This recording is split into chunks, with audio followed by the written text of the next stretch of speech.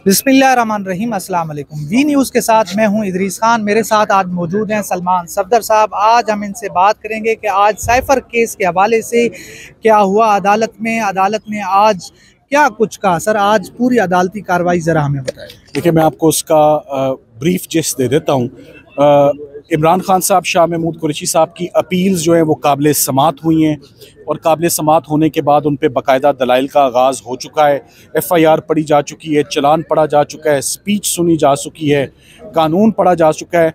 और उसके बाद मुख्तलिफ पहलुओं पे आज अदालत को असिस्ट किया, जिसमें मेन जो ऑफिशियल सीक्रेट्स एक्ट पढ़ा गया कि इन सेक्शंस का इतलाक होता ही नहीं है।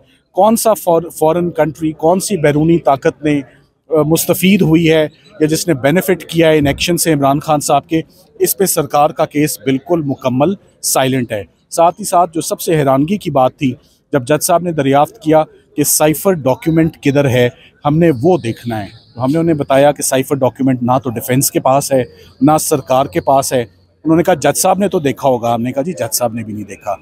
उन्होंने कहा कि ये तो सीक्रेट ट्रायल इसीलिए हो रहा था कि अवाम ना देख सके और डॉक्यूमेंट्स पूरे सही तरीके से जज साहब के सामने रखे जा सकें। तो ये तो फिर सेक्शन 14 का फ़ायदा क्या हुआ इस ट्रायल को करने का। सो जो मेन मुद्दा है, जो मेन इल्ज़ाम है, जिससे देखा जा सकता है कि उन्होंने असल हक़ाइक़ क्या थे साइफ़र के, उसको मैनिपुलेट कैसे किया, उसको चेंज कैसे किया, उसका तो मुआजना ही नहीं हो सकता।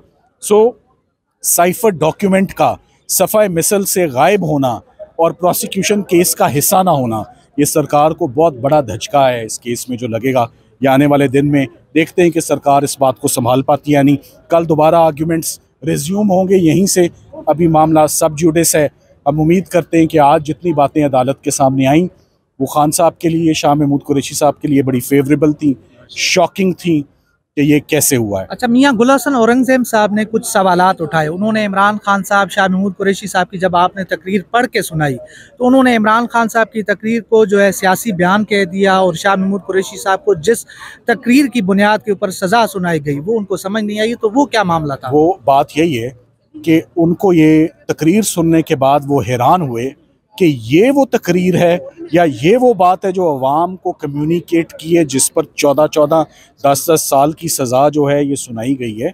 तो उनको 2-3 दफ़ा पढ़ने के बाद भी समझ नहीं आई कि इस तकरीर में ऐसा कुछ नहीं है, ये एक सियासी स्पीच है। यही बात है जो आज बहुत फेवरेबल थी, जो खान साहब और शाह महमूद कुरैशी साहब के हक़ में आई है। सो उम्मीद करते हैं कि इंशाल्लाह बेहतरी होगी और ये केस एक्विट होगा। बिल्कुल। अच्छा, ये बताएं कि इमरान खान साहब ये जो ईद है अपने घर वालों के साथ, तहरीक इंसाफ के कारकुनान के साथ गुजारेंगे, या फिर जो ये कहा जा रहा है कि मजीद 6 से 7 महीने उनको अंदर रखा है? इसका ये डिपेंड करता है इस बिल्डिंग में chief justice Islamabad high court के ऊपर बहुत सारे लोगों का हक होता है जिनके खिलाफ केसेस, ये बड़े कंट्रोवर्शियल केसेस हैं जो इस्लामाबाद में कंक्लूड हुए, 3 केसेस। मेरा ये ख्याल है कि इमरान खान साहब को उसी तेज़ी से इंसाफ इस्लामाबाद हाई कोर्ट को भी देना चाहिए। 3 से 5 दिन मुख्तस कर दें इस रमज़ान के अंदर खान साहब के केसेस के लिए, दूध का दूध पानी का पानी हो जाए। तो नवाज शरीफ साहब को तो बहुत जल्दी यहाँ से जो है रिलीफ मिल चुका था, तो इस हवाले से कोई आप दरख्वास्त भी दायर करेंगे? मेरे क्लाइंट का नाम इमरान खान है, मेरे क्लाइंट का नाम नवाज शरीफ नहीं है। बेंच अपनी मर्ज़ी से केस सुनता है और मर्ज़ी से रेस्ट करता है। तो हम उम्मीद करते हैं कि हमें भी 3 दिन मिल जाएं और हम अदालत का वक्त ना ज़ाया करें और जल्द अज जल्द हम अपने केसेस प्रेजेंट करें। देखें, साइफ़र का केस रिज़ल्ट, साइफ़र सबसे सीरियस केस है जो बनाया गया, सबसे पहला केस है। साइफ़र एक्सपोज हो गया तो समझें जो साइफ़र का अंजाम, बाकी सारे केसेस का भी वही अंजाम।